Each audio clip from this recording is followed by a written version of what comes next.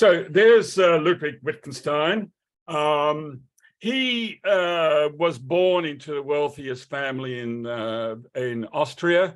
In many respects, after the Rothschilds, they were the wealthy. I mentioned that because that's important. He was, for a time, the wealthiest man in Europe, and he gave most of his money away to his sister. No small point. He was an aeronautical engineer, as you said in your introduction. He came totally out of, I don't know what it's an Australian expression, left field. In other words, he did not have the credentials.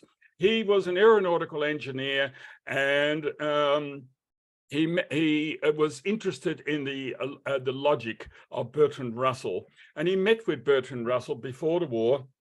And Bertrand Russell was very impressed with this man, and he very shortly afterwards called him a genius.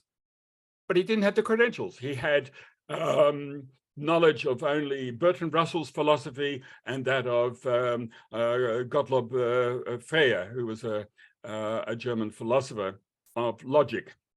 And those two, Frege and Russell, had developed this philosophy. Sorry, I'm going to just ramble on a bit because it's important you get this. So here's this man, an Austrian. He goes to Britain, meets Bertrand Russell, has no philosophy background, but Bertrand Russell is blown away by this man and his thinking.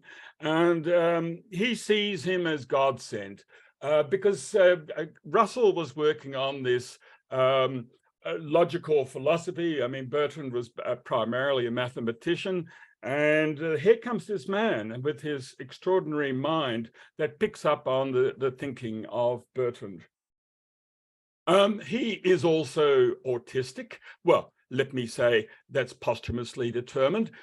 He had all the characteristics of being a high-functioning autistic in today's understanding. It's quite remarkable that this man, who he was socially inept as well. He was extremely social, difficult to relate to. So here's this man who comes forward with a philosophy of language. So it's quite extraordinary that he has come out of nowhere. And during his lifetime, he only published the one book. It was about 80 pages, 80 pages. That's all. And yet that was enough. And I'm taking a little bit of the steam out of my presentation, and I think I better get started now. Let's see. Yep. Okay. You're seeing the screen with the aeroplane now. Are you, Garrett? Yep, we're following you. Go ahead. Good. Excellent. All right. So here we go.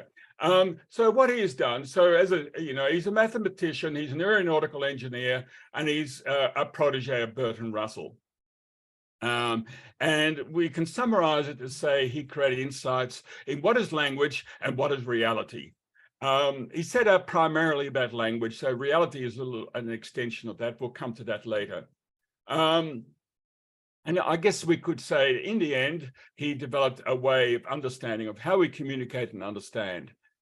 He developed a basis, I call it culling philosophy. He basically identified a way to identify what can be talked about and what can't be talked about. And as I'll show later, he basically concluded that most of philosophy was just a conversation, a language game that only philosophers hold to, without any meaning, sinnlos in German, without sense. He created space for metaphysics and religion. Not to say he endorsed it, he was just simply saying that this cannot be talked about. It can only be shown. Well, this word shown will come up through my talk, and we'll come to that later. He remained an analytical philosopher for the whole of his life. He was rigorous, and you could argue trapped by it, but nevertheless, he stayed there. But the important thing to get is this, that though he was an analytical philosopher, he created the groundwork for the continental school and the postmodernist philosophy. He set, which could say, he set analytical philosophy, which is the dominant philosophy in the English-speaking world. In the English-speaking world, it's predominantly the analytic school. That's the comfortable place for probably most of you here. But there is from Wittgenstein directly, which was already evolving by that time, let me say, but the Continental School and especially the postmodernist philosophy evolved. They took their legitimacy from Wittgenstein's thinking. So despite the fact he only produced the one book, he still created the space. He had made such an impact. Another area, and this is going to be possibly another topic. It created this space for understanding. This is my view. Let me qualify it. It created the space for understanding what conspiracy theories really are. They are legitimate communication, but the cognitive, the analytic mindset will want to dismiss conspiracy theories. And Wittgenstein would simply say, look, it is just a conversation. And that has to be understood. And then that's another topic. And finally, as already somebody mentioned earlier, the important part is that words draw their meaning through use, not by reference to a dictionary. So it doesn't matter what words you start with, what your propositions are, it doesn't matter. That will evolve through the conversation. And that was a big, it's a personal story that I'd like to share perhaps at some stage, and how I fell into a trap in a family situation where I responded by email and forgetting that email is a stripped down communication. Anyhow, as an indication of the sort of man he was, he took it on himself to have, and remember, he's extremely wealthy. He built a house for himself, a little hut in Norway, an isolated hut. And you can see the image of it there, and in the insert there, you can see how it was before it fell into decay and was ultimately destroyed. Now it's been reconstructed, and what you're seeing here is a reconstruction. You can go to Norway and visit this village, which has adopted Wittgenstein, and you can, there are apparently lectures there about him. So I already know that one person is going there next year just for that purpose. This is the sort of man he was. He just went away and sat in that place for about 3 visits during his lifetime, and to work out his philosophy. Yeah. So, as I said, his essence was he used the analytic school, the analytic environment, and set it back upon itself. And this upset Bertrand Russell. So Bertrand Russell thought he was a godsend at the beginning. And in the end, over the years, they fell apart. You know, as people, they still had some, you know, and Wittgenstein once wrote to, in his last years, wrote to Russell, but said they couldn't be friends. And, you know, Russell thought that he had turned mystical. Freire talked about his publication, the Tractatus, as a work of art. And because, you see, they stepped on the patch of the traditional philosophers. And they didn't understand what he was coming to. And throughout the whole of his life, he felt as if he was sometimes swimming against a stream. But, you know, nevertheless, his publications got through, and many, he drew people from around the world. So his basic outcome was that language is, as I mentioned earlier, is negotiable. It's something that happens through the conversation. And an important term is the notion of language game. It's an unusual term, and it's a very clever expression, because we all know what a game is, but you try and define what a game is, you'll have difficulty, won't you? And that is the essence of why he called it a language game. When we are in conversation, we are having a language game. And you just can't take a transcript of that conversation and record it and say that's what actually happened. Something deeper is happening. I have a symbol there. If I had time, I'd talk more about it. But, you know, the tom-toms, when there is a communication by tom-tom, it isn't as a Morse code type communication. No, it is an attempt to get into the other person's mind. And it's the feeling that is being promoted through the drums that promotes the communication. A fellow by the Ian McGilchrist, author of The Master and the Emissary, a highly recommended book, talks about that as well. I'll mention him briefly a little bit later. Language is more than the bits and pieces. In other words, you just can't pull it apart and analyze it. And in particular, this is probably the most important thing, really, that Wittgenstein came about, and why he, through that, upset a lot of philosophers. He defined the boundary between what is sensible to talk about and what is nonsense, and that is probably his greatest contribution. And he felt that much of what is, as I mentioned earlier, what is philosophy and what we call philosophy is really, and I'll use it here now, is a language game. So the philosophers were playing a language game, and he was saying, look, you're just playing a language game. It has no meaning. It's sinnlos. It's senseless. And remember, he's a German speaker. So he uses and it's quite often used in reference to sinnlos, senseless. So, okay, now his first publication, that is there. He couldn't get it published without an endorsement from Bertrand Russell. That's his Tractatus. It's only 80 pages. It's very, very brief. It's numbered. All of the propositions in the Tractatus are numbered, and he uses that to develop the philosophy at first. And so he came there as an aeronautical engineer, presented his Tractatus, couldn't get it published until he met Bertrand Russell. Bertrand Russell wrote an introduction, and he would only write that after the two met in the Netherlands. They came together in the Netherlands in The Hague, and they spent a week together working through the Tractatus, and at the end, Bertrand Russell wrote an introduction. It's so, why I mention it, because it's so hard to understand, but you'll get to slowly what he means. But the important point is this, that it provided a backstop for later thinking. So he evolved from that. And in that movie that's being shown in New York, that point will be made very clear, that Wittgenstein evolved after the publication of that Tractatus. That Tractatus gave him a doctorate.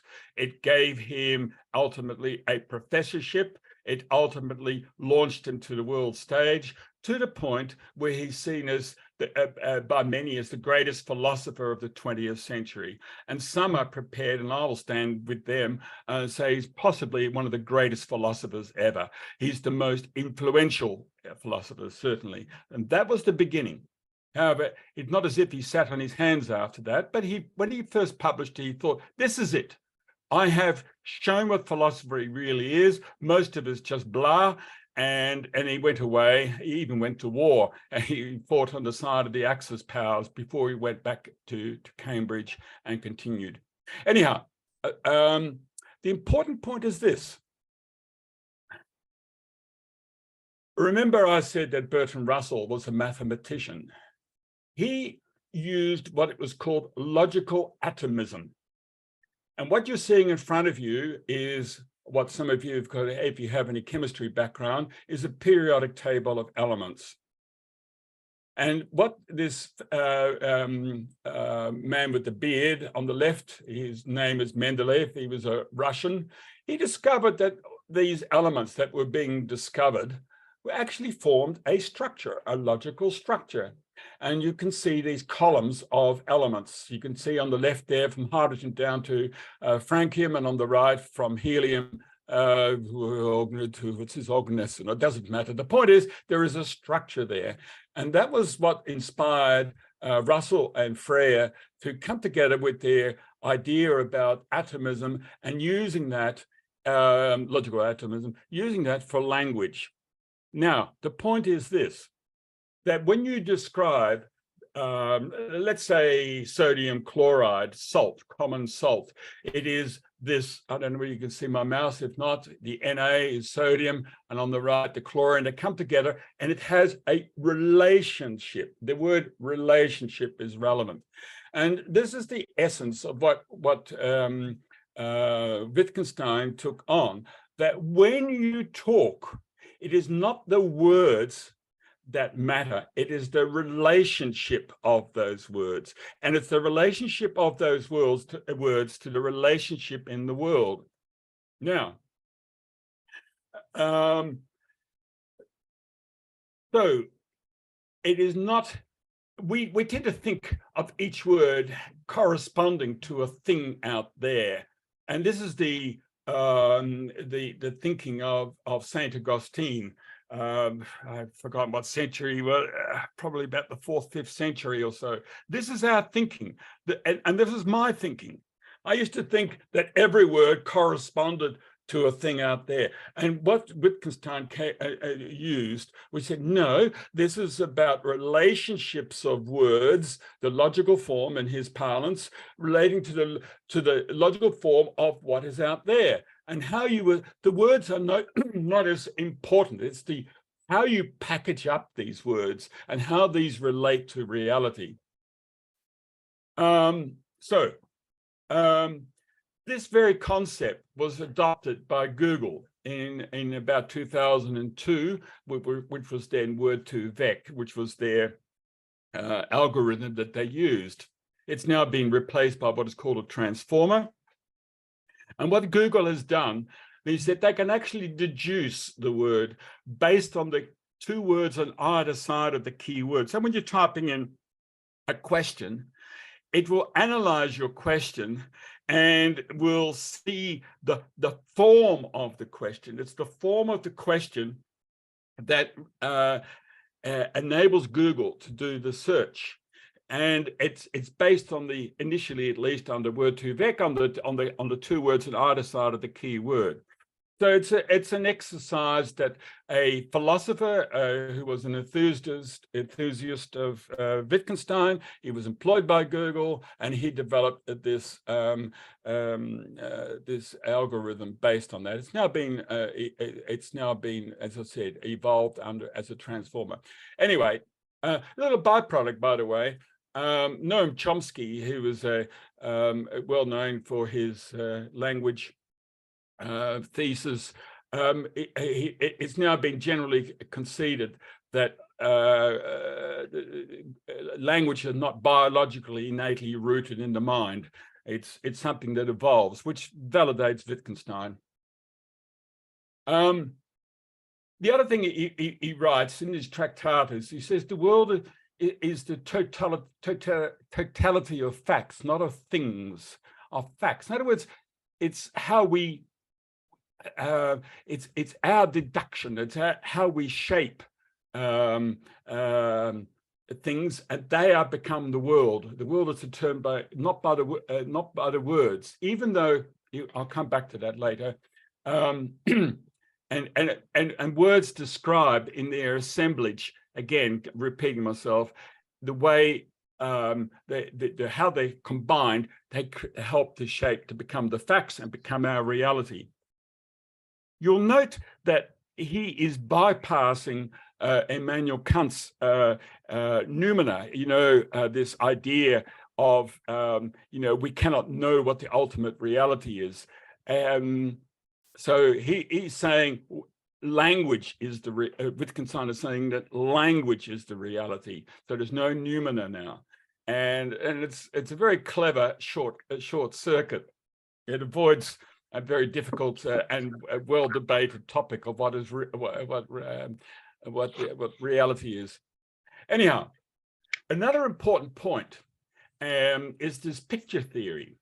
Now, the picture theory was originally described in the Tractatus as when we have a communication, as we're having now, it's the swapping of I creating a picture in my head, and I'm using language to communicate this picture to you. And this is the picture theory of language. Now, that was the essence of the Tractatus. However, and this is important to get, that thanks to a couple of insights, including from his Italian philosopher colleague, who said, what does this mean? And with a rude finger sign. And Wittgenstein thought, yeah, right. Anyway, the point about it is that the Tractatus is very much about the picture theory, whereas, and I'm now introducing something that I haven't mentioned before, the philosophical investigations. Now, the philosophical investigations is the key publication of Wittgenstein. He did not publish it during his lifetime. It was published posthumously, and it wasn't published during his lifetime because he was a perfectionist. He was a bit like a Leonardo da Vinci who spent his 16 years painting his Mona Lisa. Well, here, Wittgenstein spent the whole of his life improving his philosophical investigations, and it was published posthumously, and it's twice as popular as the Tractatus. The point is, in the philosophical investigation, he is making a shift.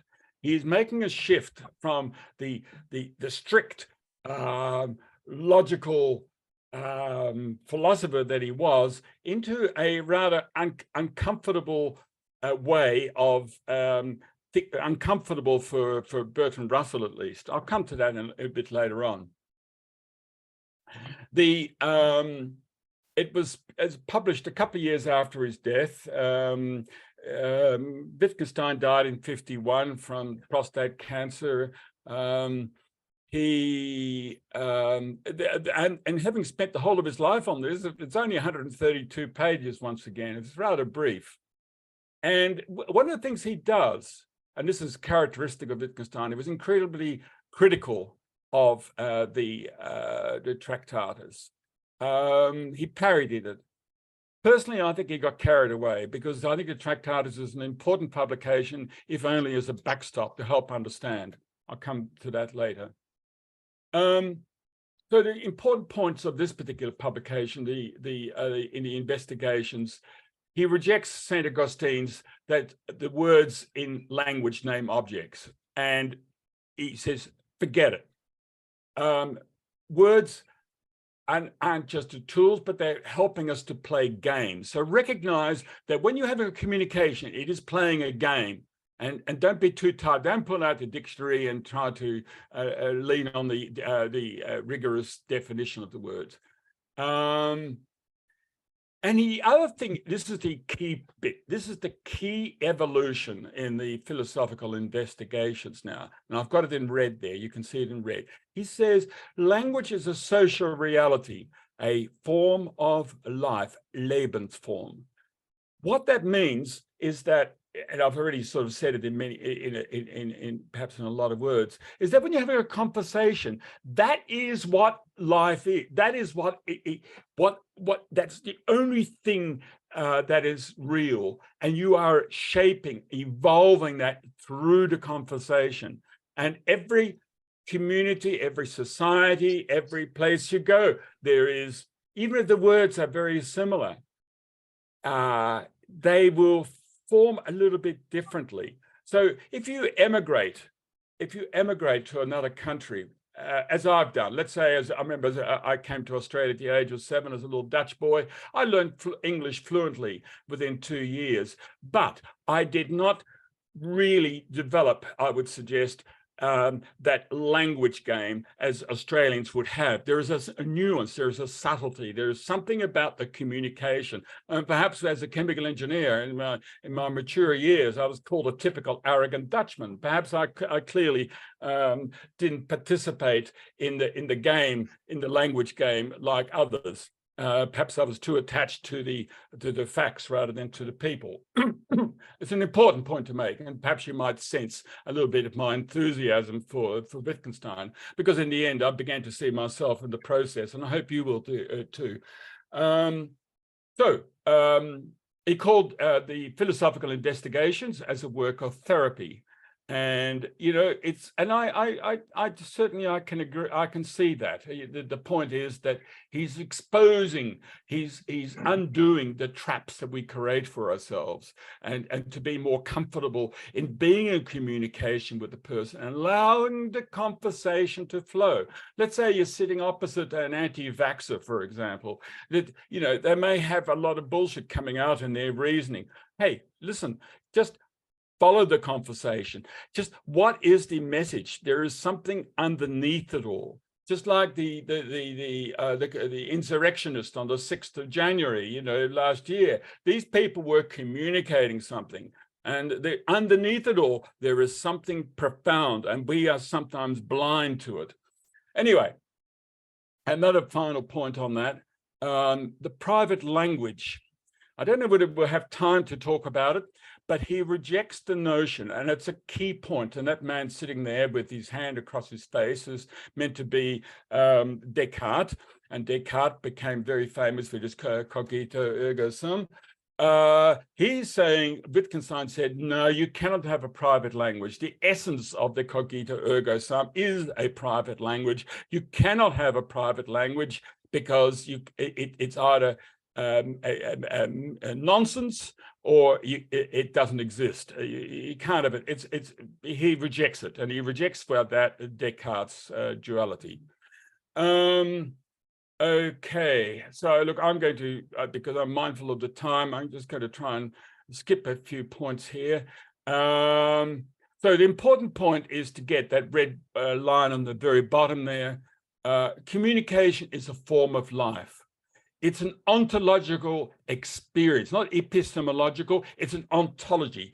It's a beingness. It's being with the person, and really get that. If there's any, one of the things years ago I was reading Michael Porter's The Competitive Advantage of Nations.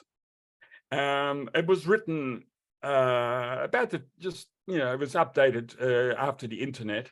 And the important point that Michael Porter, who is a professor of economics, makes, he said it's interesting, and he's regarded as a guru of business economics, by the way. He makes a point. He said it's interesting that the internet, rather than creating the conditions for separation, big business wants to get together.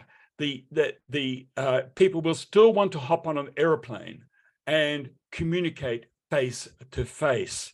The issue with Putin at the moment, you really need to sit opposite the man and listen to him. We listen through our eyes and our ears, and remotely and distant. And Wittgenstein is saying, and then Michael Porter is saying, get face to face. Be with the person. And it sounds very fluffy, and some of you might say, oh, that sounds a bit over the top. Well, anyway, I think I've covered most of these points. So I think, let me just take the last line there. You look at the last line there. Propositions. He said everything is basically a proposition.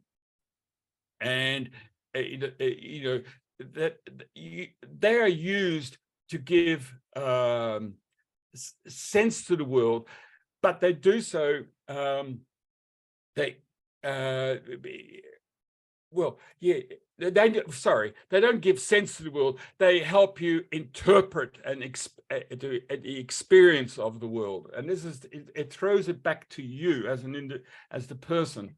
An important part also here. You look at this image here.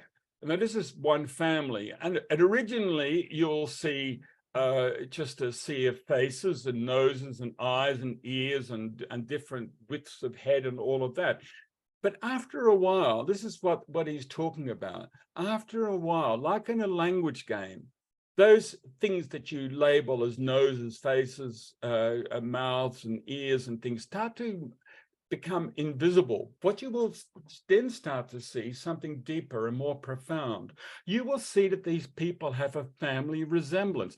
That is what a language game is about. That is what this subtleness that comes out. through a communication. It's the full immersion that you drop yourself into the language game and you go beyond the noses and the ears and you start to see something else, and you start to see this as a family. And that is what a language game is about. And that is what was evolved in the philosophical investigations. And that's why Wittgenstein said, look, my Tractatus was too abstract, because he was talking about the noses and the ears and the things. The fellow on the left there that you can see there is a fellow by the name of Ian McGilchrist. He also is just rattled me when I read his book. I read it 3 times, The Master and the Emissary. And I'm not going to go into a great deal of depth here, but he was saying much the same thing. And he, in his second paragraph there, he's talking about how in communications, in tom-toms, you inhabit the body of the other. So he was starting to say the same thing.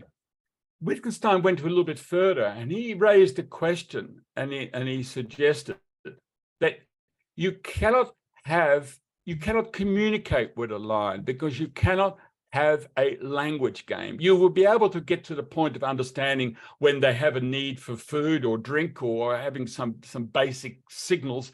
But even if you learned Lionese, that is the language of lions, you will never have a meaningful communication with a lion. It is impossible. Quite profound, actually.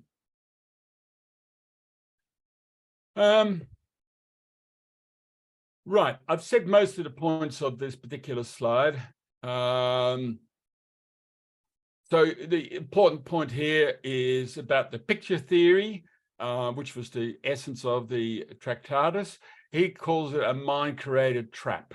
Man is trapped by the picture theory, and we need to allow that to sort of see that as a first step to evolving a meaningful communication. So he talks about the messy clothing of language, that language is part of an activity, and he calls it a form of life. So you need the full context. I've talked about that. Again, I'm repeating, a language need not be logically and pictorially connected to the world. It's something quite, this is the point. He's making a distinction about how, when you're in a communication, that is the world. And that words acquire a meaning in use, and they're not tied up, and that's why I have a cross through the dictionary. It's a very abstract way of interpreting things.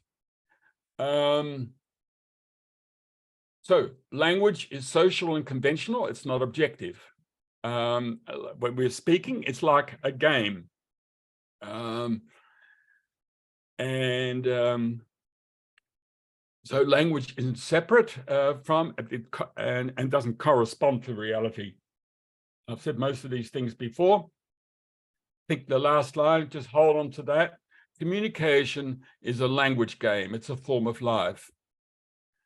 And again, Wittgenstein was very scathing of his Tractatus. I defended and said, look, you need to understand the Tractatus. It gives you a red flag for identifying the trap that we tend to fall in, particularly if you've got a sort of a more rigorous mindset, the engineer type person.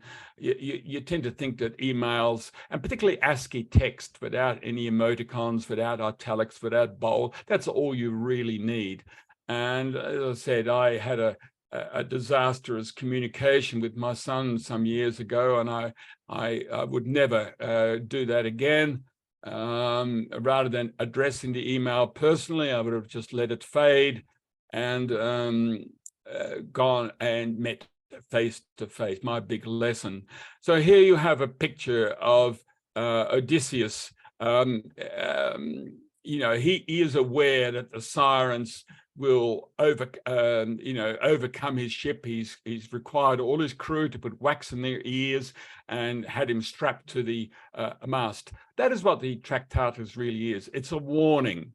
And don't get trapped by the words, and just be mindful of what the what the message, the philosophical investigations.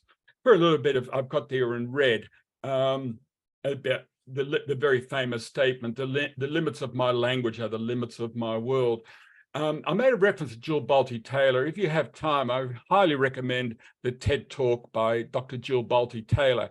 And she was a neuroscientist who had a stroke, and it took her 11 years to recover from that stroke. But the fascinating part of it was this, that her mother helped her through the recovery process, and it included assembling a child's jigsaw puzzle. But the important point is this, that Jill found that she was unable to assemble the pieces until she learned the words for side, for top, and learned the words for color. She had to learn the words to be able to assemble the pieces. Anyway, it's basically validating Wittgenstein.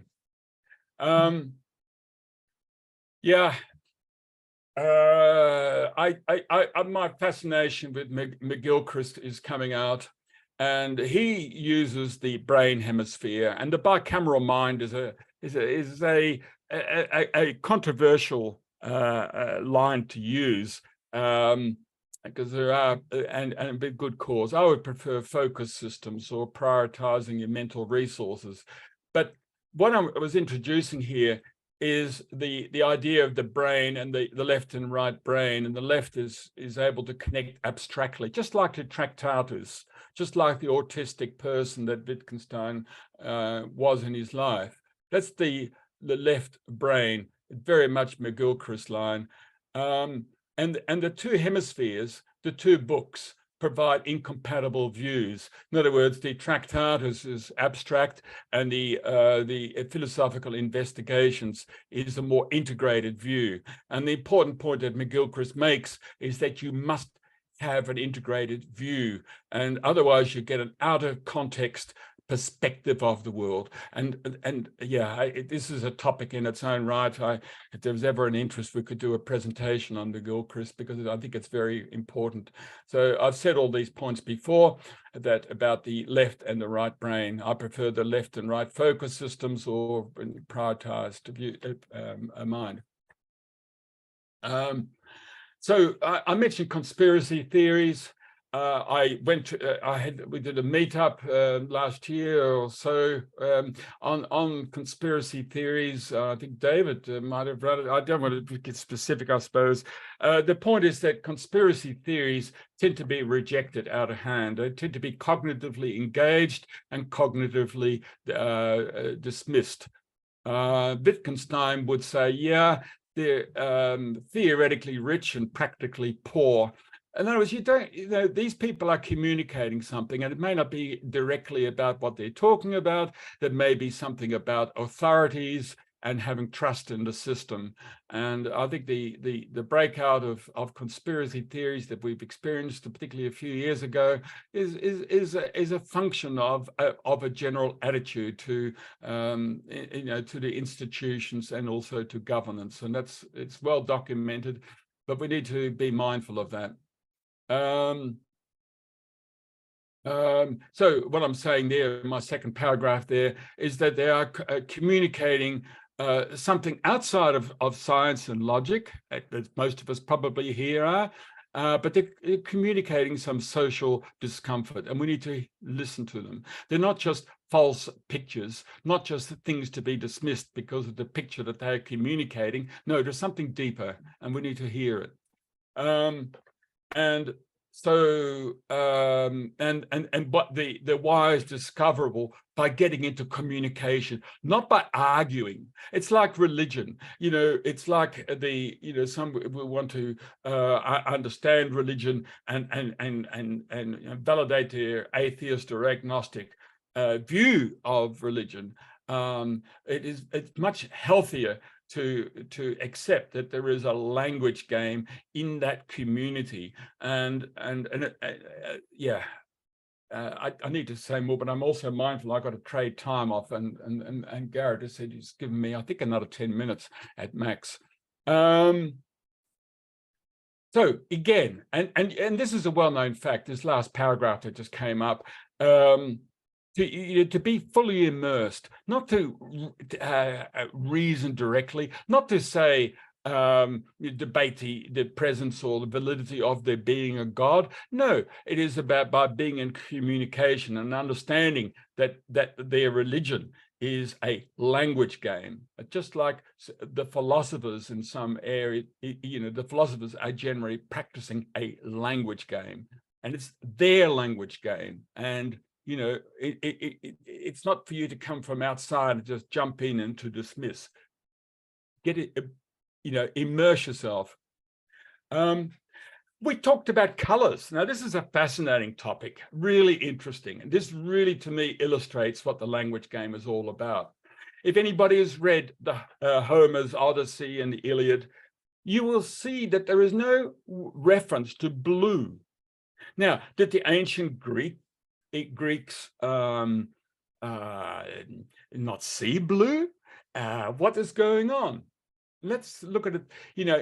Homer talks about a winey sea, or a porphyrious sea, or even a pansy-like sea, but he doesn't talk about blue. But in ancient Greek culture, colors were not just as we see them. Colors help to understand the world, and especially the social world. It was a world of social influence. You use colors to define yourself. So one color that is particularly significant is produced in this shell in northwestern Africa that produces a few drops of this porphyra, I think it is, yeah, porphyra, and it's extremely expensive. It is a purple color, and this purple color, it was what was highly valued, and you presented your status to Greek society by wearing this purple. So in that culture, that way of looking, the purple was more than just as we would see the purple. There was a context, and it's a context of preciousness. And so you can see that Homer started to talk about the sea and the sky in terms that we do not recognize. For the ancient Greeks, the land, the sea and the air is extremely important. It defined whether, what the weather was like and what the seas were likely to be for the ship. So you didn't use a color just like we do, and I'll come to this now. Oh, oops. I jumped a slide here. Here we are. Okay. Isaac Newton showed with his prism how you could break up white light into the spectrum from red to violet, red, orange, yellow, green, blue, indigo, violet. That's what we think is colors. It's actually interesting, really, because what is a color? Some of us are colorblind, and we've often talked about how come I'm calling it green?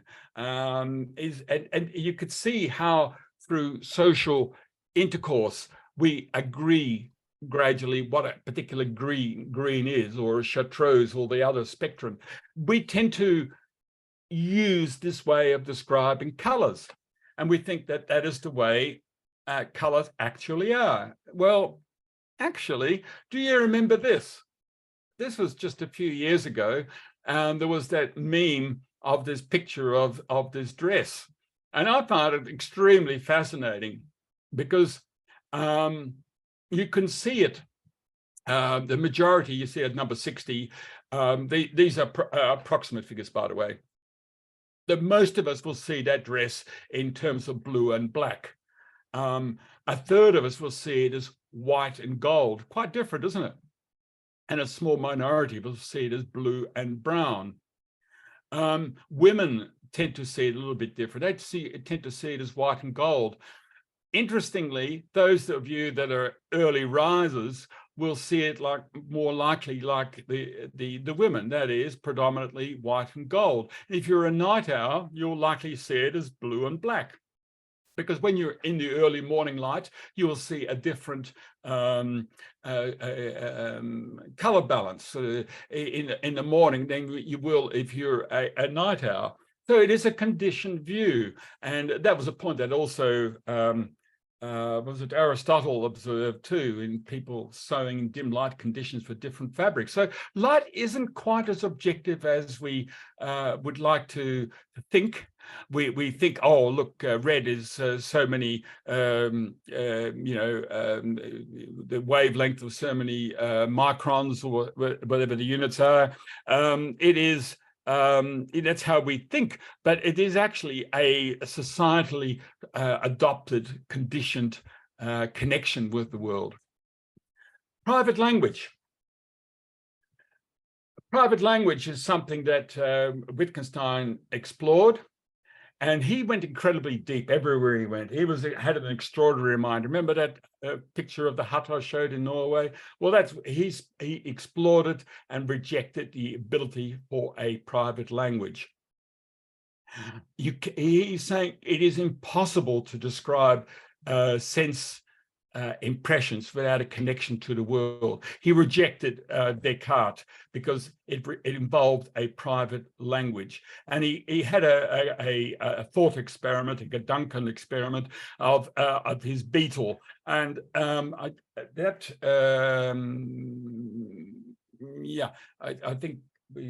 think I'm going into that. It was, if you're interested, you can read that up. The essence is that you cannot have a private language, you can't define your own language, and it means that things like pain, when somebody asks you what is the level of pain, it's extremely subjective, and it's something personal and can't be communicated. So you can read up on that later on if you're interested.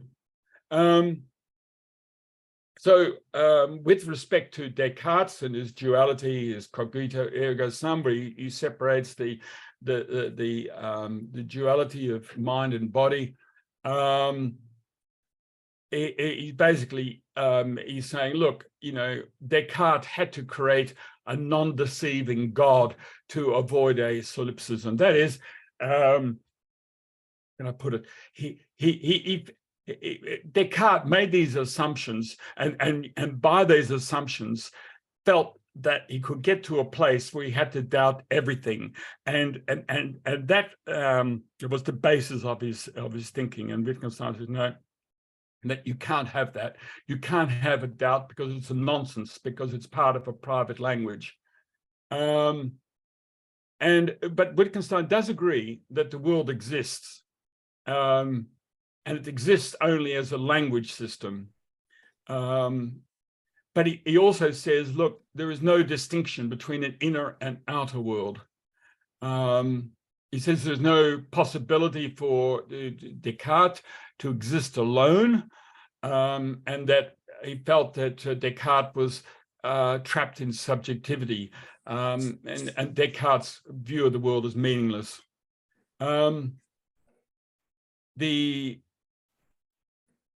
So the apparent divide too, this is often a very common topic among philosophers, is the divide between the realist and the idealist. The idealist, like Bishop Berkeley, where he felt that it could all be just a dream of our own creation. Wittgenstein says, look, that just depends on your choice of words. Interestingly, there's a lot of and this is by the way is my last slide. I read with interest that there's in America there's a National Center for Biotechnology Information, and they acknowledge that to communicate pain is actually a language game. And, we like to have it objective. And I think that if I remember right, there is a name given to a ranking of pain by some position. But Ludwig is saying, look, that's just a language game that evolves. You cannot have any objectivity. And this is my last slide now. And one of the interesting things he says, and this is the controversial one, and it's basically aimed, this is out of his Tractatus, his first publication. And this is the thing, and this is the it took me a while to really get this, that if you think you understand his propositions, you'll also recognize them as nonsensical. Now that sounds, what? He is trying to take us beyond words into another domain. And this is also called Wittgenstein's ladder, that, once you've ascended the ladder, you throw away the ladder. You don't need them anymore. So the whole essence of his Tractatus, the whole essence of his philosophical investigations is leading us up along this path where we go step by step by step, and we finally come to a place where you throw away everything that you've used. It is no longer relevant to the way that you connect with the world. It is now back to you in the world. It sounds almost like a solipsism, doesn't it? But that's why that second statement here, and this is a quote out of the Tractatus,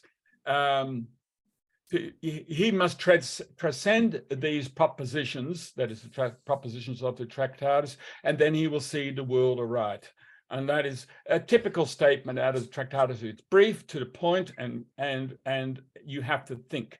One of the key things about Wittgenstein, he doesn't give answers everywhere. In all his writings and all his notes and all his subsequently published, posthumously published books, and there are quite a number of them. He does not provide answers. He feels that philosophy should be about asking questions, and that's all he does with us. He asks questions and then takes us down, and we have to work it out for ourselves. And that is my presentation. And oh my goodness, I'm right on well, what's local time, 9 o'clock. Garrett, I've met your requirement. Very well done, my friend. So now we're going to take questions. And Ginny has had her hand up for a while. I don't know, Ginny, if you have a question. I have is it okay if I react to something he said? Yeah, please. Okay. Well, he made a comment, Remco, at one point, something about Putin, have a conversation with him. And this is my reaction to that. How can you have a conversation with somebody, in my opinion, who doesn't think like a human being, who have no one iota of sense of humanity about him, who has caused so many deaths within last year? That's my reaction. He cannot have a conversation, and then I don't think he would ever want to have a conversation with anybody else anyway. He doesn't know how. He doesn't know how to have a conversation with anybody. I'm sure there are people that he wants to have a conversation with, but the answer is you tell him exactly what he wants to hear, because if you don't, he'll kill you. So that's really the answer, Ginny. Like, whatever he says, yes, Mr. Putin, you are the best. You are the best. Yeah. Okay. Yeah. But no, I taking your comment seriously, I'll let Remco respond. Sorry, yeah. In my opinion, he's a monster. He's not a human being. Yes, he's all of that. But there is a conversation to be had, and we should stay with Wittgenstein and not go into the realm of politics. But there is something there that we're not that we are blind to, and we need to engage. And I think it's totally reprehensible, in my view, not to have a communication with this man, notwithstanding anything that you might feel and anything that you might say and judge and evaluate. There is still a conversation to be had, because Russia has a pain, I like the term pain body. It's been invaded twice by NATO. It has a discomfort, and he is engaged that pain body, and be clear of that. Look, I think I'm going off the rails now, but when was Russia invaded by NATO? By Napoleon and then by Germany. I am using it metaphorically for the people of Russia. Okay, no, being lenient. Remco, that's not NATO. NATO didn't exist back then, my friend. You're being very literal now, my friend. I am. NATO We're playing a language game, word right? in your mind. I'm allowing for that to float as a concept, and Right. and this is in the Wittgenstein modality. Okay. Thank you, Ginny and Remco. Lawrence, go ahead. Yeah, thanks. I want to first say that Remco did a really nice job on a quite difficult topic. And the question I want to ask him is about how he sees the relationship of the Tractatus and the investigations. Because I've read that philosophers commonly consider that the investigations to be a complete repudiation of the Tractatus, and that I've read several times that that Wittgenstein did, quote unquote, the most famous about face in the history of philosophy. Whereas you referred to it as still quite relevant and a backstop, as if it's a sort of necessary underlying background, where my view is that once you understand that language is a game, you no longer think that language is necessarily a picture of the world. So the foundational thought of the Tractatus is actually wrong. Well, what's your view? Yeah, I thank you, Lawrence. That's a beautiful question, and I think that's worth answering, attempting to answer to my best abilities. I look upon it as the first steps to give legitimacy to the philosophical investigations. I feel that it is a necessary step to absorb the Tractatus, to get a sense of it, because it's easy to connect with.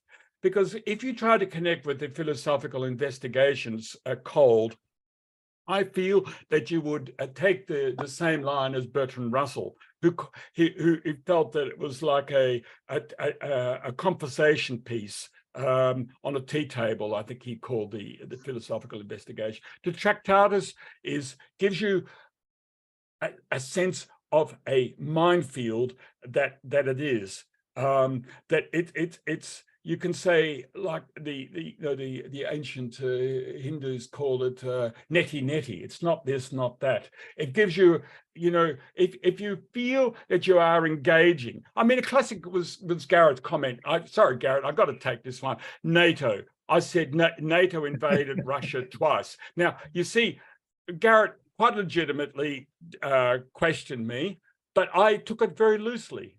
It's a package in the mind, and in a conversation, you will allow that word to float. You will. And Garrett and I had a language game then. We had to communicate. He may not in the end agree with me, but the point is there was a language game evolving, and you can see how the picture theory was of the Tractatus gave you. You could say, look, this is the Tractatus at work, and then you could leave that as a backstop and say, look, we're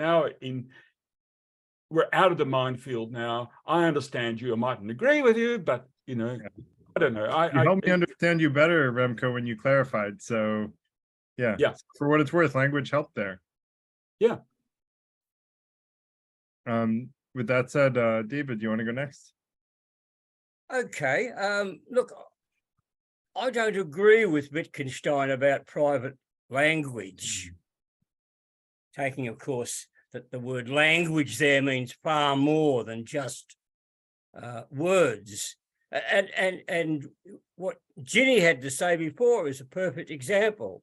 She's come to her conclusion about Putin.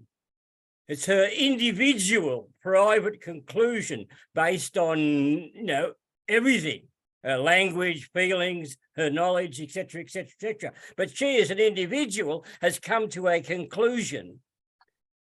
Now she has to communicate it. So we can call her conclusion her private, individual, internal conclusion.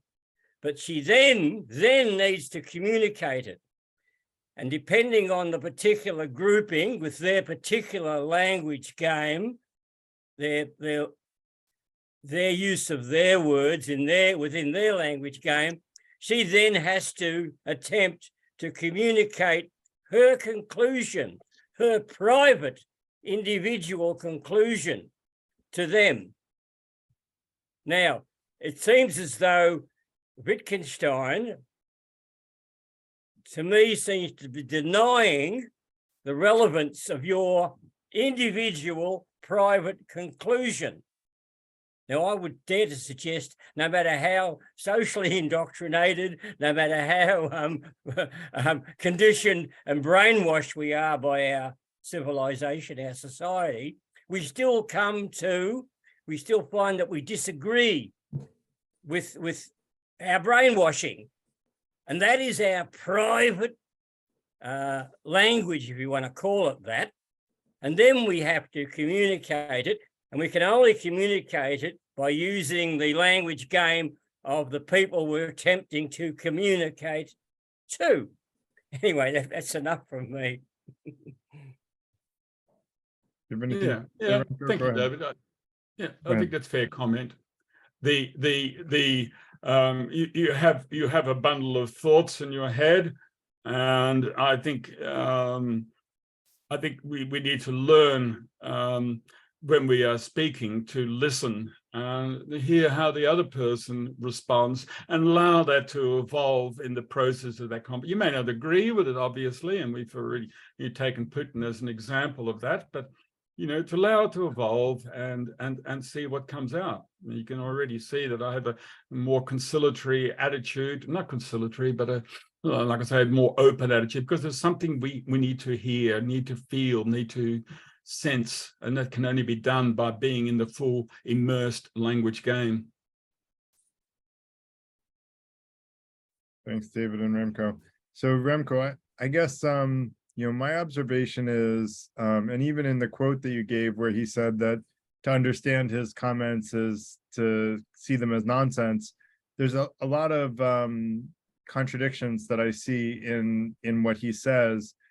But if I try to read them with my best, like listener hat on, I guess it sounds to me like he's saying language isn't perfect. It's got lots of, flaws, but it is not a bad way of communicating. It's just that we need to listen more and talk less when communicating with each other to communicate effectively.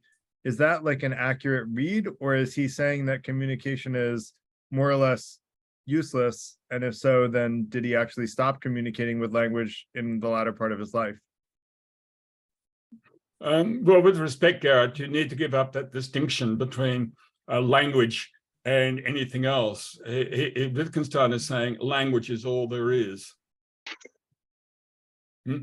Language is all there is. Now, I will make a move on the board of the game. I will make a move, and you will make a move, or the other person will make a move, and then you will make a move, and then you'll make a move. If there's more than one person in a particular board game, then another person will move. But gradually, something evolves. And I think that's something that is beyond what you may have originally intended.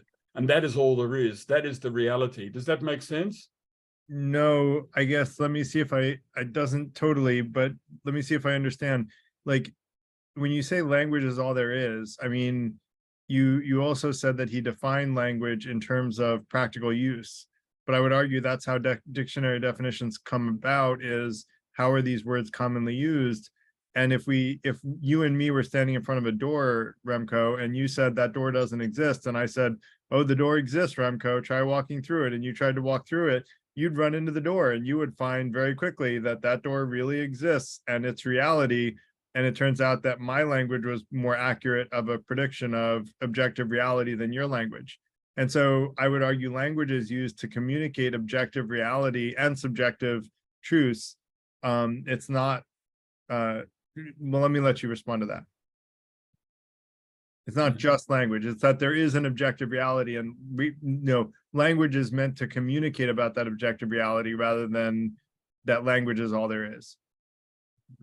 Yeah. Look, it's a viewpoint, Garrett, that you're holding on to, and all I can do is just repeat myself and say language is all there is. That is the reality, and you have initially a view, and let's say I'm the into the other, then in the process the reality will form between us, and that is all there is. There is no other. There is no reality beyond that. It is you and I, or me and the others, in a communication that evolves. It's a game, and that is what that's why he calls it a life form, a Lebensform, a life form. That's all there is. There is nothing else. It has the same validity as it has the same substance as a human being. It has the same substance as a human being. That's all there is. That's why Bertrand Russell called him a mystic. He couldn't handle that transition. This aeronautical engineer who suddenly became a mystic, talking about fluff. Remco, if I could please interject, when Wittgenstein says language is all there is, I believe what he means is language is all that we can know, and what's beyond language we must be silent about. Yes. So the language would say, yes, there was a door there. He wouldn't deny that there was a door, but all I can know about the door is what I can put in language about the door. I can't see the Ding an sich, the thing in itself. I can only know the part of it that I see in language or can communicate in language. And he doesn't want to talk about what's beyond. Right, he actually thinks the world is made up of facts. That doesn't mean he denies material existence, but what we can know of the world is made up of the facts that we believe. Yes, then that's perfectly said. Thank you for coming in there, Lawrence, and clarifying that. I wasn't sure. I may not have fully read Garrett's map, but I didn't hear that what Garrett was saying about the door. But if you're talking about a door beyond the reality, yes, Lawrence, perfectly expressed. I thought we were talking about a thing, and it's in regard to the conversation around the thing, and that's where I was just trying to say that language is used to express, and communicate facts about objective reality. And I think Lawrence is agreeing that Wittgenstein would say that it can be used for that. And that, like some of what you said, Remco, made me feel like he was in that camp. And then other things you said made me feel like he wasn't. And so that's why, I felt like there were contradictory perspectives, like denying Descartes. Well, I'm going to leave it to one topic, because that's, by the way, one of our rules is we want to keep it to questions and comments to one topic at a time. And I'll raise my hand for the next one. So yeah, then I want to let, if you have. Just a moment. I just want to come back. Garrett, if I'm just before we go on. No, you're missing a point. There is no objective reality. You're still trying to use language as a medium for connecting with your mindset of an objective reality. There is, he was not a logical positivist, for example, the Vienna Circle. He was not talking, there is no objective reality. The only reality is the language game. Lawrence, would you agree with that? It seems like you seem to know a little bit about it. I'm certainly not an expert on these things. As I said, I see the two books as being highly opposed. And I think the early Wittgenstein perhaps thought that it was an objective reality, but that would belong into that of what we cannot speak about. So the limits of my world are the limits of my language. Language defines what I can know. Beyond language, there is something, I don't know what it is. And in the investigations, he no longer says that language has the necessary logical structure of a picture. Language is a game. We make up the rules as we go along. So it kind of blows apart the whole, even the opening of the Tractatus.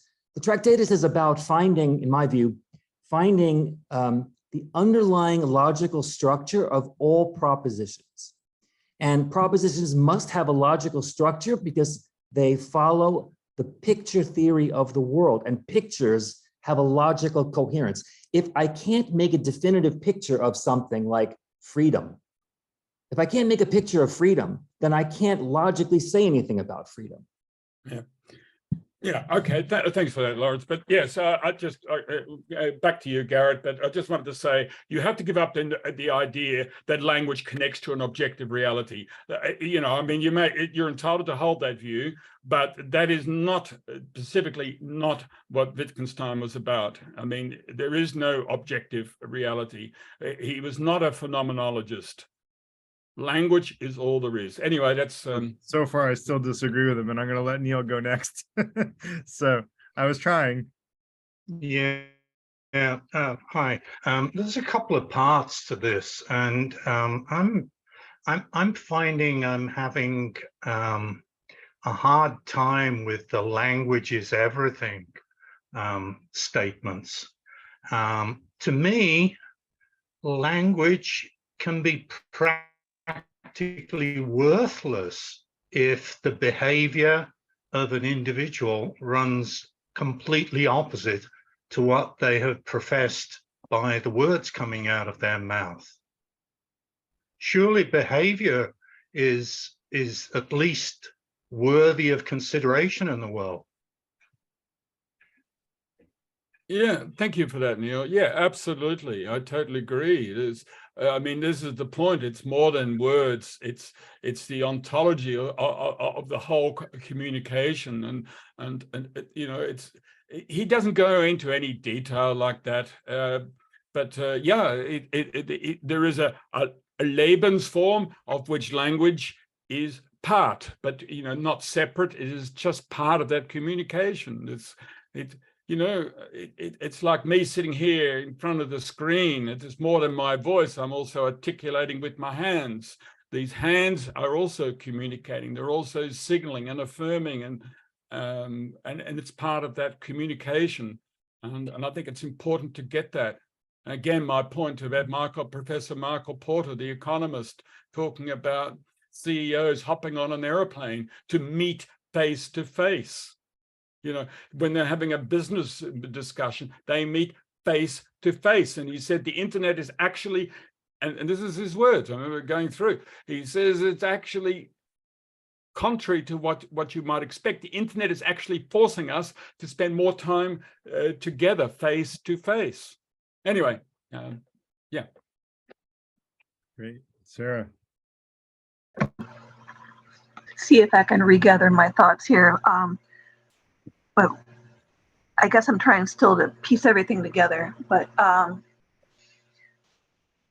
so basically his language is everything is that language is not just words. Language is not just pictures. Language is everything about what we perceive or sense from somebody else. And it seems more like the communication is not, like you had said, not about objective truth, reality somewhere out there. Again, it's yeah, kind of like what I just said. And then it's one other kind of thought trying to wrap my head around is, so when he says that words don't mean anything, that words and language, how did he put it? Kind of talking about the example of like how Google uses words around the keyword. If I were over in the kitchen trying to work on an electrical outlet and my friend is standing there and I say, I need the whatchamacallit. Like, there's no word. I didn't say what it is, but based on how we are interacting in the kitchen and looking at what I'm doing, the word doesn't matter. You can tell I need a screwdriver.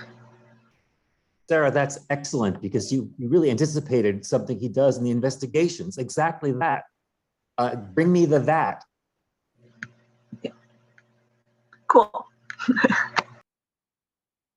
Yeah, I think Wittgenstein, certainly in his philosophical investigation, destroys a conditioning that I certainly have, and I suspect most of us have, is the St. Augustine's link between the word and the thing out there.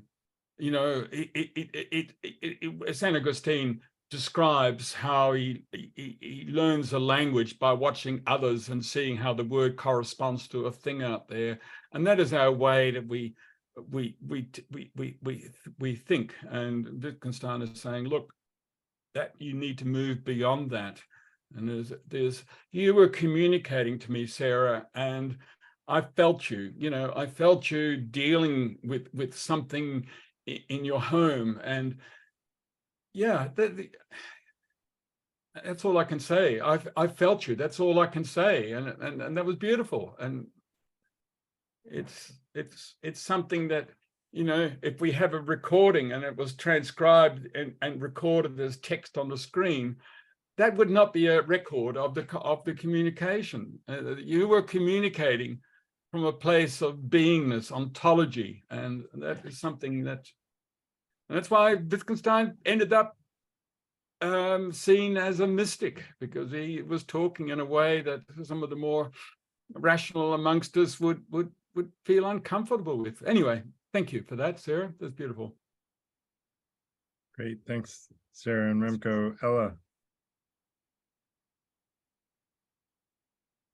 Sure, I was just thinking of David Bohm's dialogue theory and how it might relate to Wittgenstein's concepts.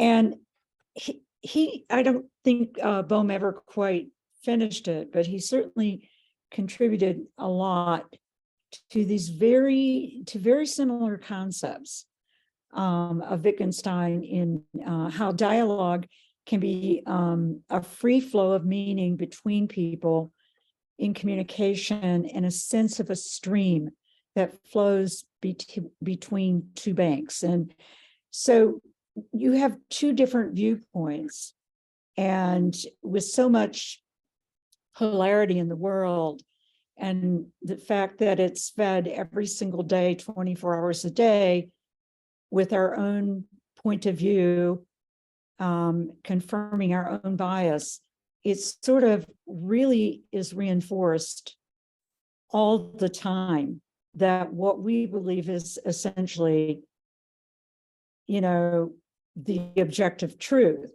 and it may be, and so we can learn the facts about our situation, and we can learn to state the facts and state our own ontological reality and how this affects us and others as best we can.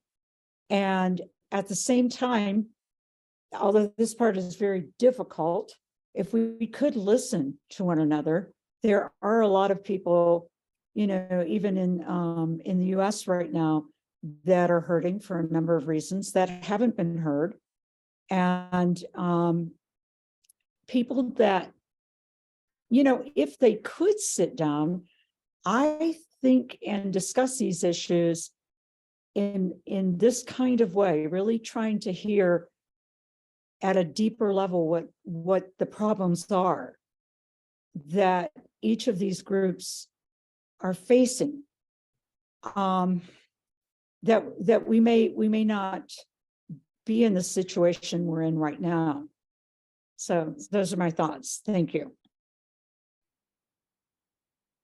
Thank you, Ella. That's good. That's, you know, there's what you were also saying is what Ian McGilchrist was describing in his Master and the Emissary, is that, and again, a little bit apologetic for the left-right brain bicameral mind thesis, and some of you may want to dismiss it, what he's writing, and he's written a 1,500-page book to follow up. The important point is this, that we have an inclination to use the left brain with its out of context assembly of information. And in our culture, these sort of people are like the Berlusconis and the Trumps. These are people that articulate very simple messages fully out of context. And what it has to happen, these messages need to be assimilated and brought into context in the right brain.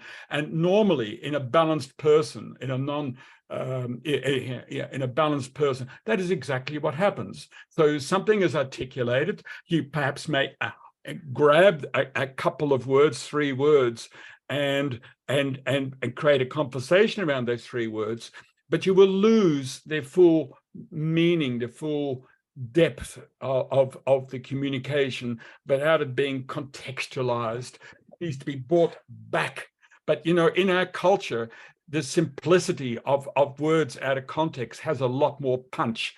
And people like Berlusconi, you know, not only the head of a country, but former head of a country, but also holding a media chain. It's like a metaphor for how our mind works and how our communication, particularly in the I was going to say in the English-speaking world, I was having a bit of a subtle attack on the analytic school-minded attitude we have, is that we need to contextualize, and that is get into full communication, jump in, even if it's contrary to what you might feel, you know, where it's absolute nonsense. It's still behoven for us to jump in and feel what the actual communication is actually about, because we can otherwise go down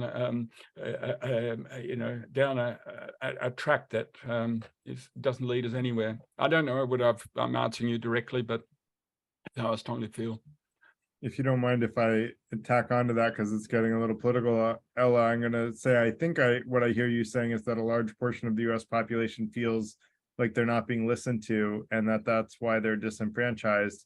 And I would agree with that completely. And that's why I mentioned, you know, in sort of my attempt to interpret Wittgenstein in the way that was the most, you know, highly generous, was to say that I think we should be doing more listening than talking. And I would argue that's the same with the people who are disenfranchised in the US and across the world, quite frankly. It's not just in the US that this is going on. I think a lot of people globally feel disenfranchised, and we should be doing more listening to them rather than telling them they're wrong, because at least in the US, we've been telling these people that they were wrong for 30 or 40 years, and, you know, that hasn't convinced anyone.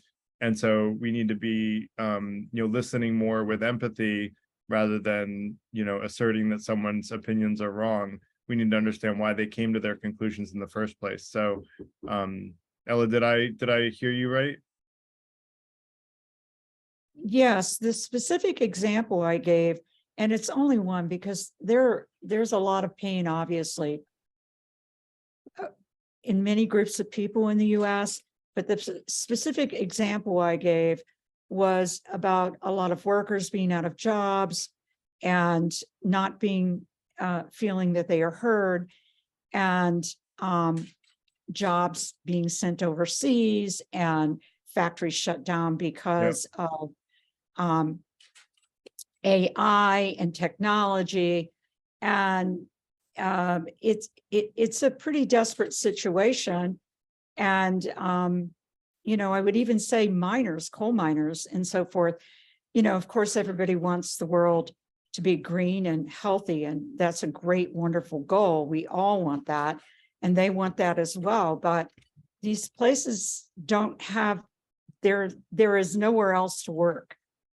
A coal mine is in a mountainous area, and there are no other factories. There's nowhere else to go by definition. So why not put in a solar plant there where they can go to work and build, you know, solar equipment or whatever? Don't just leave them behind and destitute. And that's only one example. There are many other issues that, you know, and that's the one I was addressing, though, specifically that I brought up, but many issues on both sides and legitimately need to be heard and listened to, and not to leave anyone behind is my hope.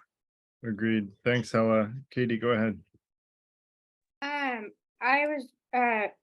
I think it was Sarah, was that I was just starting to understand the difference between words and if you look up in a dictionary, and then language, like body language in the context, like if two friends said shut up to each other, you'd probably be thinking, oh, that's playful and cute. But if a stranger said that to someone else, you might be like, oh, that's aggressive.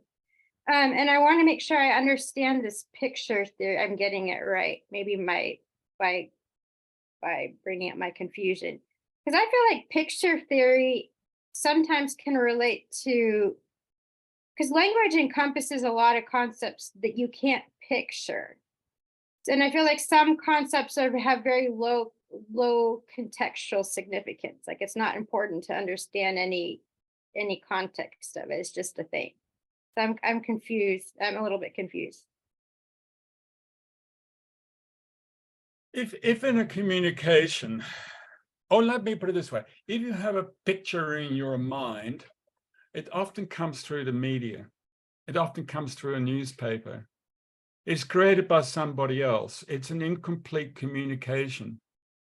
That's what I was trying to say. Look, I took note. I'm trying to listen to the questions. At the same time, I was looking at some of the writing that was going on at the side.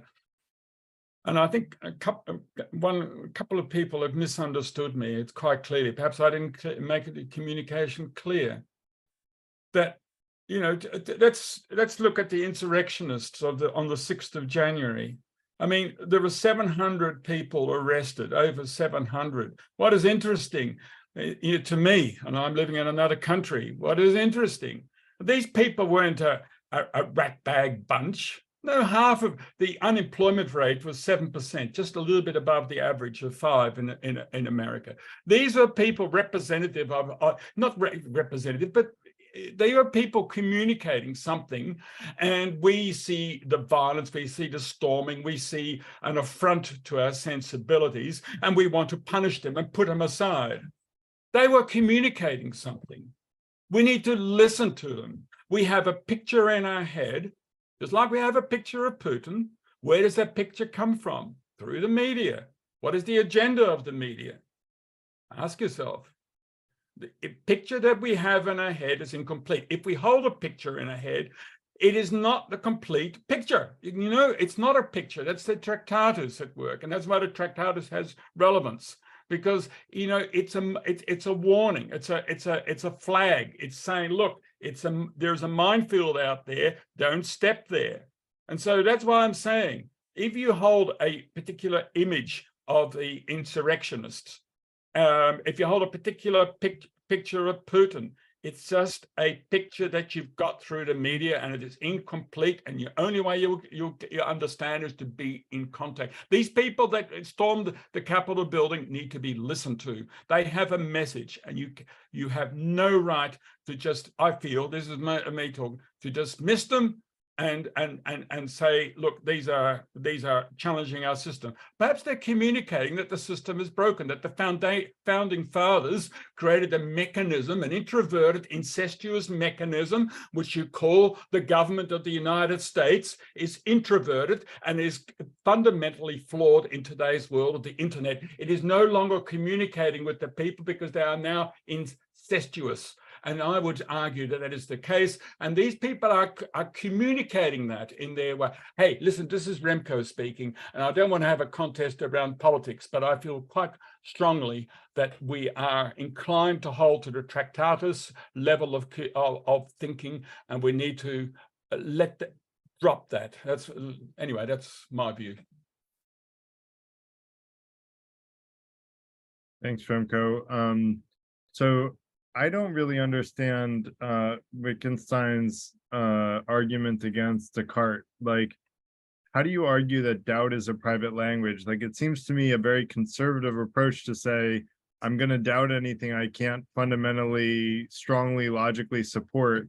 And using that same example of, you know, like, if you and me see a door in front of us, Remco, I'm going to say there's a door in front of us, and, you know, I'm going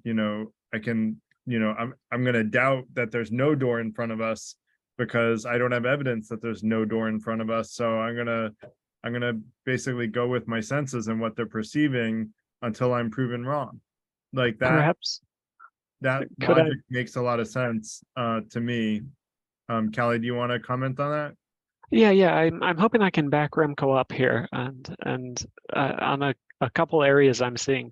One, this kind of language game at play in our discussion here is being held among a global audience. And so initially, when we open this up for questions, and even in the analogies that Remco used in his slides, he's discussing Putin and he's discussing colors. These are kind of shared common experiences that lay the background for how we can use common analogies to relate to one another. And I think the global stage is clearly shared by all of us.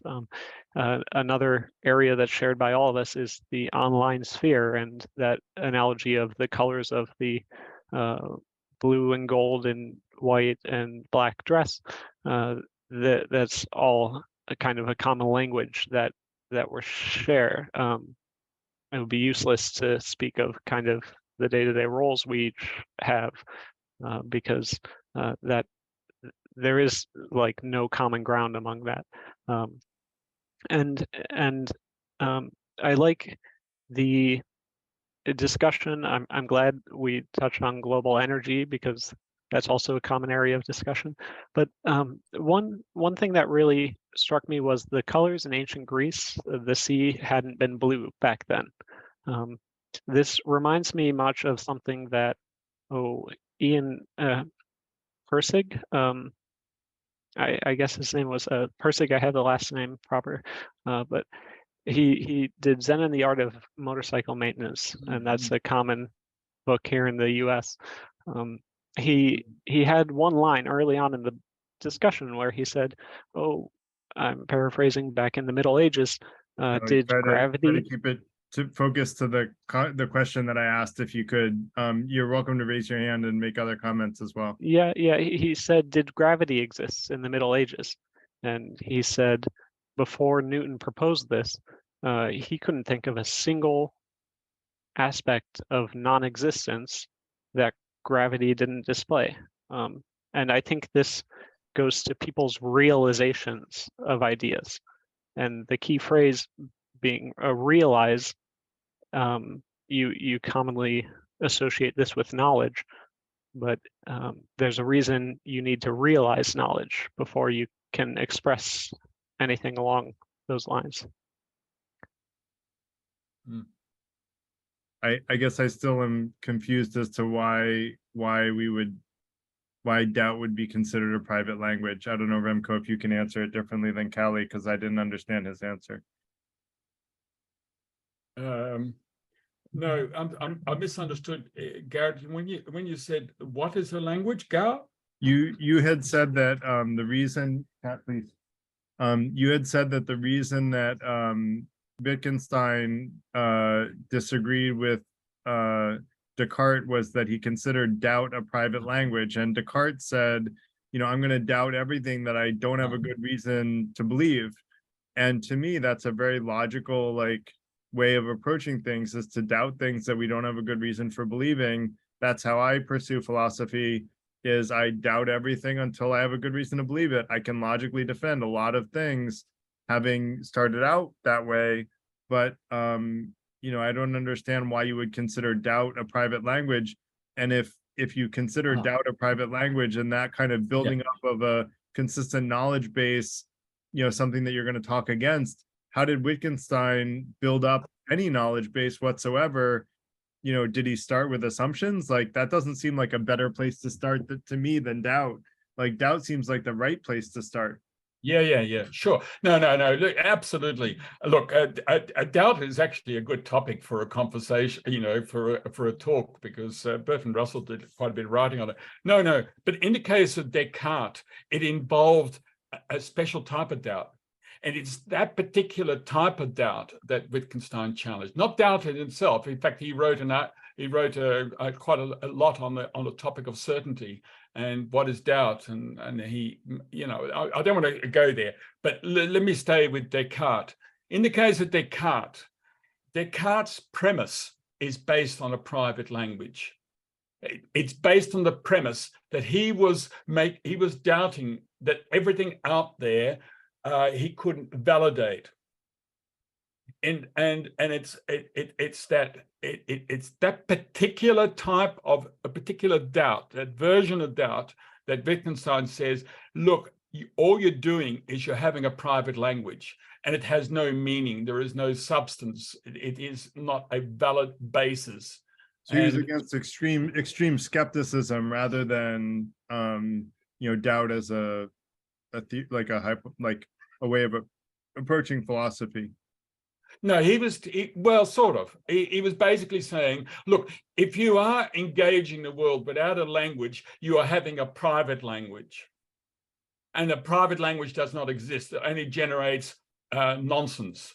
It's sinnlos. It's meaningless. That's what he said. Descartes, what you wrote is meaningless because you are trying to have a communication but with yourself. You can't have that. It's private.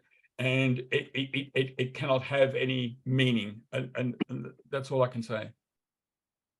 Okay, I mean, I think Descartes came to a lot of other conclusions other than cogito ergo sum.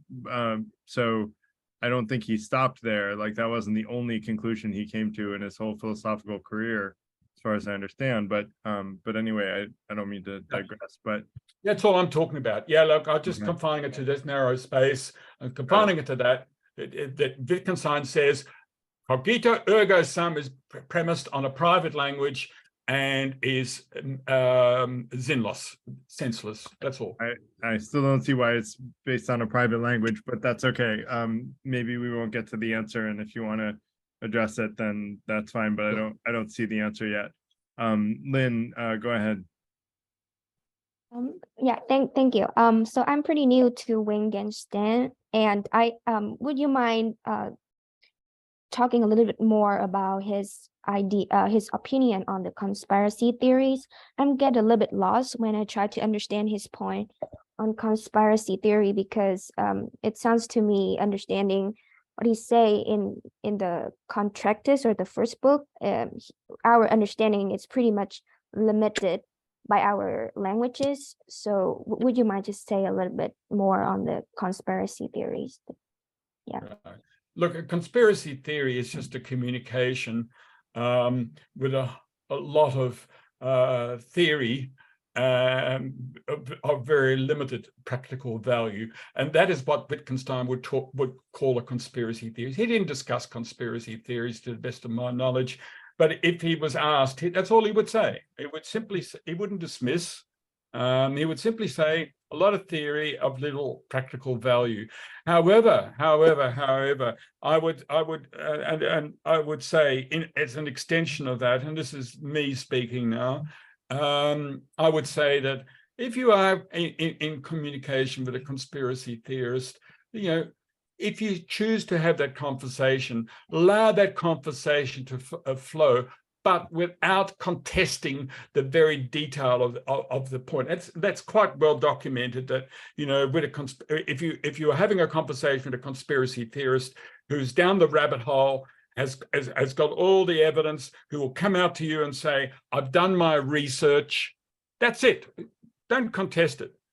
Perhaps you might like to just let it flow and see whether there's something else that's underneath it all. You might discover something in the process, something about their view about the trust, the level of trust they may have, or something else. That's all you can say. And that is all I'm sure Wittgenstein would say about conspiracy theories. They're not to be you can't reject it. There's a communication going on. That's all. That's nothing more than that. If I could tag on to that, Remco, I would suggest people ask, why do you believe that? And really come from a place of empathy and understanding why the person has come to the conclusion that that conspiracy theory is true. Like, how did they come to that belief, right? And doing that, we're going to learn a lot more than we are going to learn by telling them they're wrong. Yeah, but even then, even go beyond that detail, but go beyond that fact, just let it flow without contesting, because that's the natural inclination that I'm not saying contest it, Remco. I'm saying dig into it, like understand their perspective rather than contesting it, empathize with them and understand why they came to that conclusion. Not to contest them, but to understand why they came to that conclusion. I think asking them to defend it, not in a way that makes them defensive, but asking them why they believe it is a path of learning rather than a path of judgment. David, go ahead.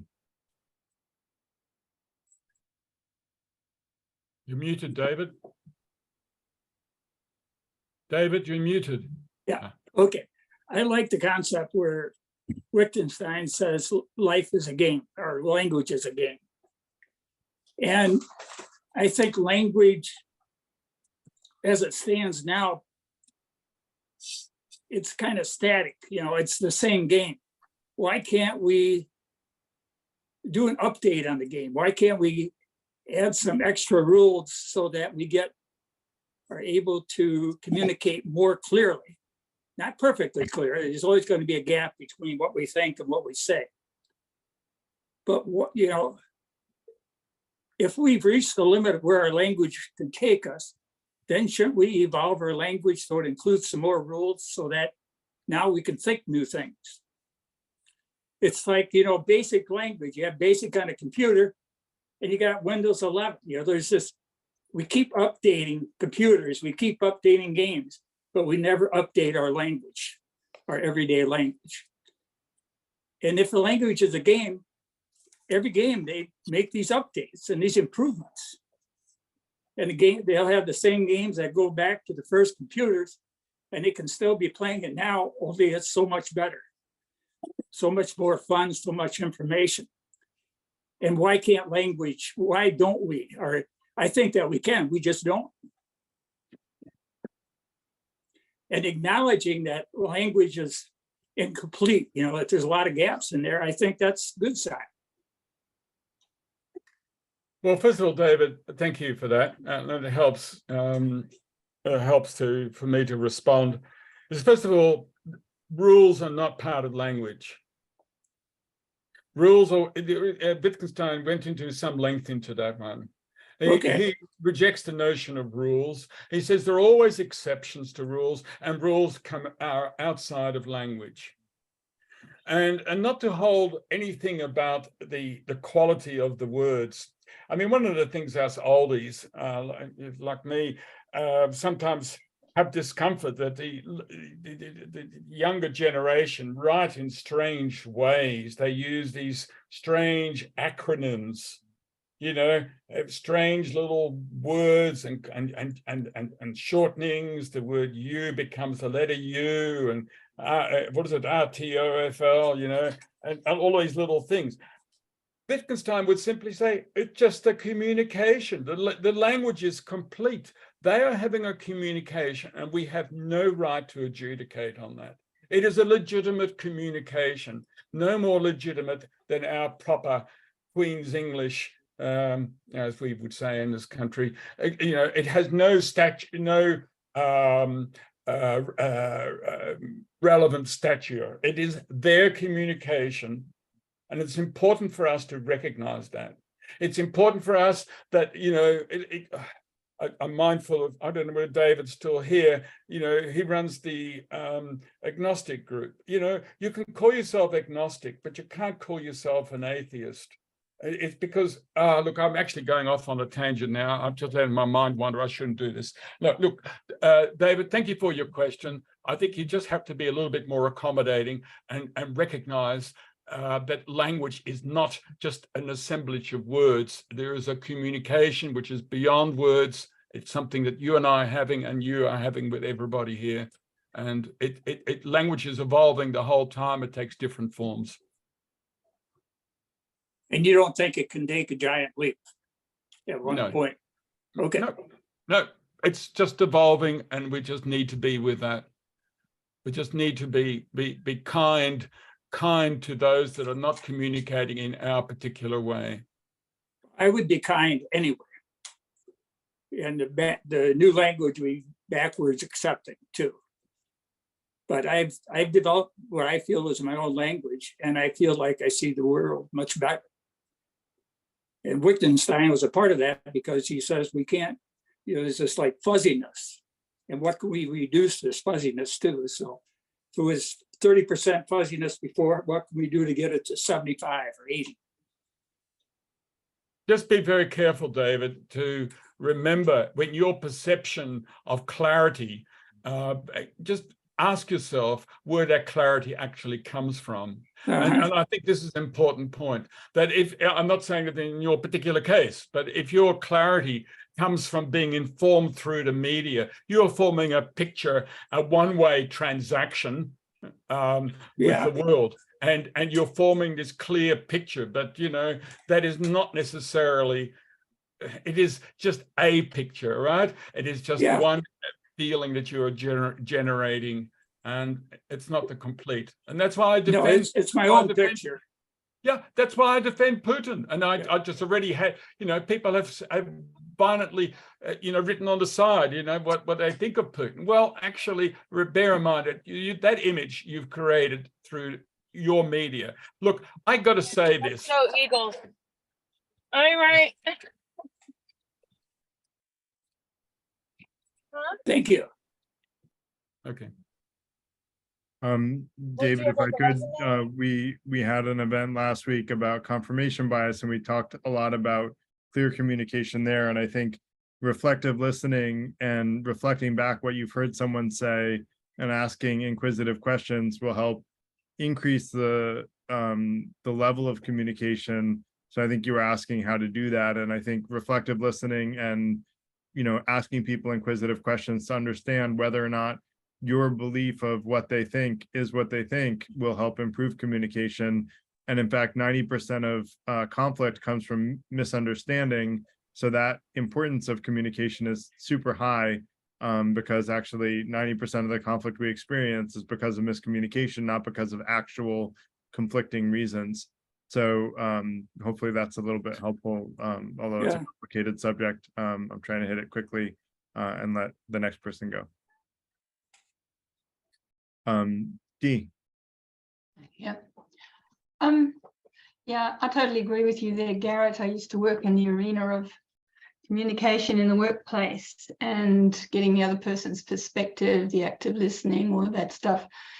Really important. But what I'd like to question here is the idea of persuasive language, where understanding the other person's perspective is can be quite manipulative. And what is the game there? It's one of getting the perspective of others, but actually dumping on them in a way that is going to land to get your way. I mean, Trump's a specialist in that, where he's exploited emotions and feelings and dissatisfactions of a group of people in the country, a very large majority even. And so that, negotiation, again, there's specific ways of doing it, and culturally that becomes a totally different kind of dance or game, how you negotiate and get the other person's perspective and get their respect and engage in a way that forwards both parties in a respectful way. It's what are we dealing with there? You've got to come to that situation with a mutual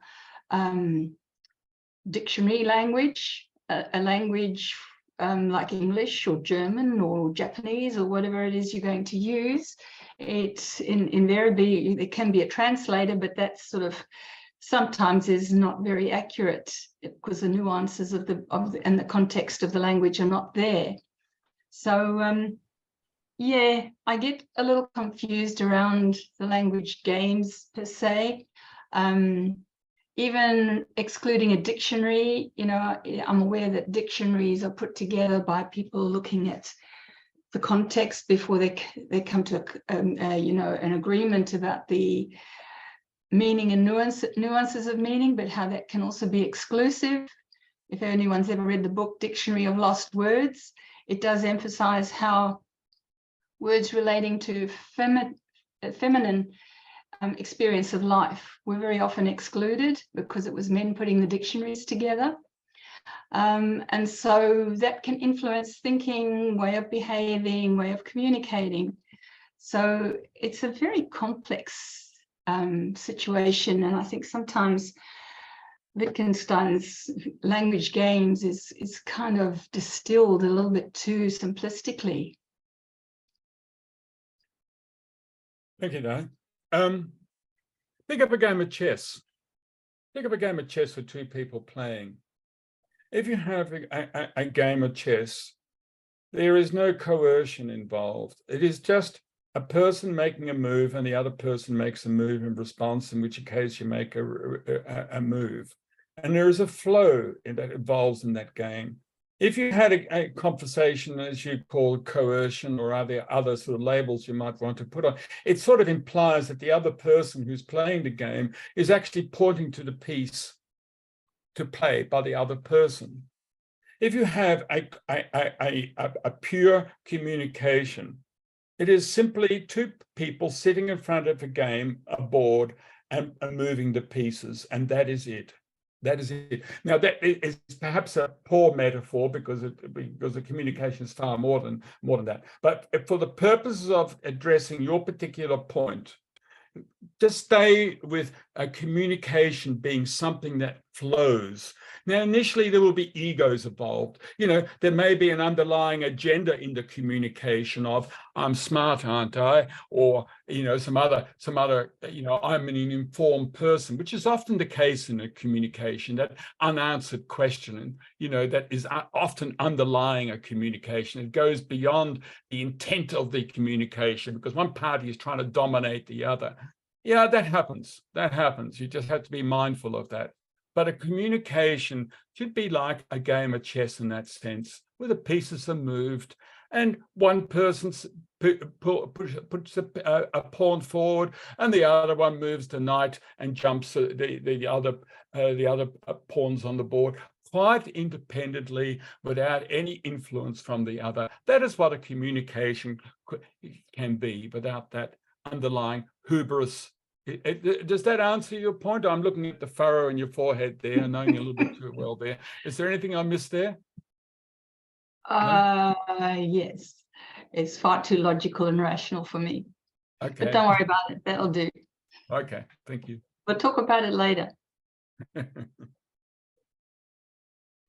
right, thanks, Dee. Ella, Something I did want to mention about the listening to, that I don't know if people are aware of what's going on around the referendum of the voice in Australia. The whole thing that the Indigenous people don't feel listened to, and instead of rising up and revolting, there's something in that's afoot in trying to get better representation of their perspective in Parliament before laws are made. And there's a lot of different ways of seeing it by different people. The debate is immense going on at the moment, but it's exactly what we were talking about, being listened to. For so many years, the Indigenous people who lived here, or the natives here, have not been listened to and been compromised for so long. And yeah, how do you do it is a big question. It's a big political and emotional situation. Yeah. Thank you.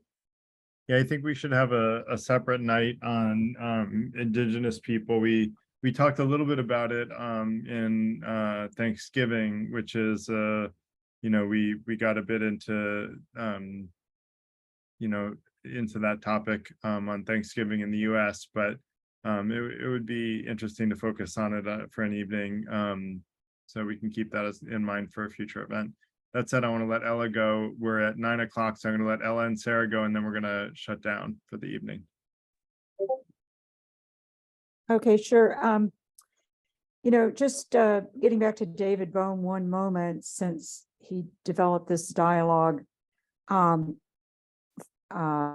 He says that what we have to pay attention, I don't think I've heard anyone address this, so I thought it might be important, is to realize that, and we did a bit with the confirmation bias idea, that our thoughts are the product of our own conditioning, which is everything we have heard from our parents, from our educational experiences, our environment, how we grew up, and so forth throughout our lives. So our thoughts are conditioned. And if he sees it as a sort of generative pollution that, if we see a poor person, for instance, let's say, we make up a story, we dismiss them, or hopefully not, but we're just in a hurry. We're not going to take the time to address them human to human, in a very conscious and very, to really see who they are as a human being and to connect with them. And hopefully that wouldn't be the case, but I mean, this could happen because, it's sort of part of the collective conditioning to be that way. And the class system in America is all about that. And so, but Bohm says, we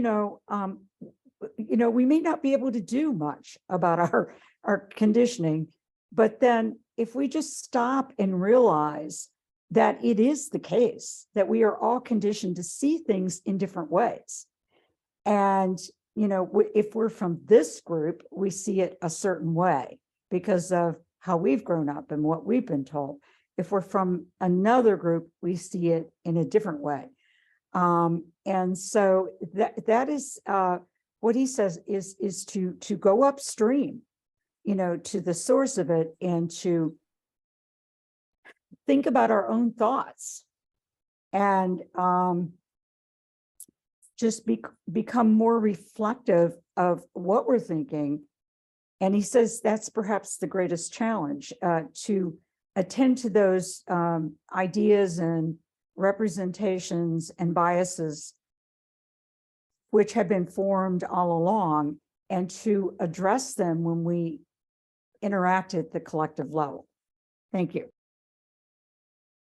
Yes, thank you, Ella. Yeah, I think the important point is to be in communication and just relax a little bit. Relax on your truth, relax on your interpretation. I have to say this. As an 18-year-old, I was nearly conscripted to go and pick up a gun and to shoot Buddhists in Vietnam, because these people were seen as the yellow peril. This was under the Lyndon Barnes Johnson, and I was lucky, I was balloted out. These people became the yellow peril. And look, I don't want to get into a political conversation here, but I do need to say this, that I just see some comments about apparently defending Putin. No, I am not. I'm also just simply saying I was required to go and shoot yellow peril, and these Russian conscripts, the 300,000 apparently that are being pulled in, are there to go and shoot, not yellow peril, they're shooting NATO. Now, some of the literal amongst you might say, look, this is nonsense. Well, I'm sorry. I'm saying get into communication with me. Don't be affixed to my use of the word NATO. Just get it that there is an attitude there and there is something to be explored. And if you really think it's nonsense, get into conversation with me or with anybody else and let it flow. Don't hold on to it. Just get it. Just get into their world. Sit with Putin, sit with the people that you find so offensive. Because remember, that picture that you have in your head is a one-way transaction that you may have generated through the media and with your inner circle of friends. Just be mindful. And I don't know whether I'm answering your question, but one I feel very passionate about. Yeah, and if Did I I could answer your back you up there, question? Remco, I would argue the worst thing we can do is demonize those who disagree with us. The best thing we can do is listen to them with an open mind so we understand their perspective and know where they're coming from. Because the more we disagree with someone, the more important it is to know where they're coming from. Yes. And so, Sarah, why don't you go next? Thanks. I just wanted to say thank you. This is my first time at an event, and I found this absolutely wonderful. So thank you for hosting, and thank you, Remco, for your presentation. One other thing I just wanted to say that I noted here is I know it's really hard to talk in the abstract, but it's really interesting how we seem to be one very not national centric, but when I first logged on, I was sitting here like, oh, everyone's like me. It's just an assumption I always make. And to realize almost instantly, you know, people are coming from different points of view all over the world. And it seems like the common things we find to use as illustrations are pretty emotional or politically charged. Just to kind of see if the conversations can evolve into, for example, a dictator who does X, Y, Z, as opposed to, oh, Putin, I hate that guy. He does bad stuff. You know, just trying to prevent more biases kicking in when trying to actually get to the meat of the topic. That's all. Thank you, and have a great night. Thank you, Sarah. Yeah, I just conclude and say, you know, to me, there were two great iconoclasts. Maybe I'm misusing the word, but I'll stay with it for the moment. There were two great iconoclasts. One was Nietzsche, Friedrich Nietzsche. He made visible the shackles that, you know, all of the morals and the values, and the other is Wittgenstein. You know, he just made visible all the things that tie us up, and I think that was Wittgenstein's legacy, and from that.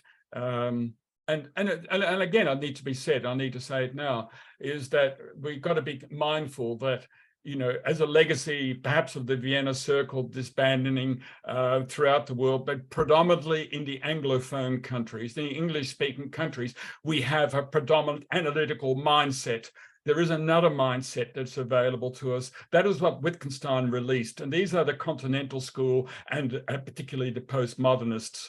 They have a point of view, and I'm increasingly inclined towards that personally. But it is uncomfortable in the English-speaking world, and you've got to be open. There are other ways of looking at the world, and so being in communication, full communication, totally immersed, and in Wittgenstein's words, to find your feet. That was a term that he used, to find your feet with the other person without holding on to your truth.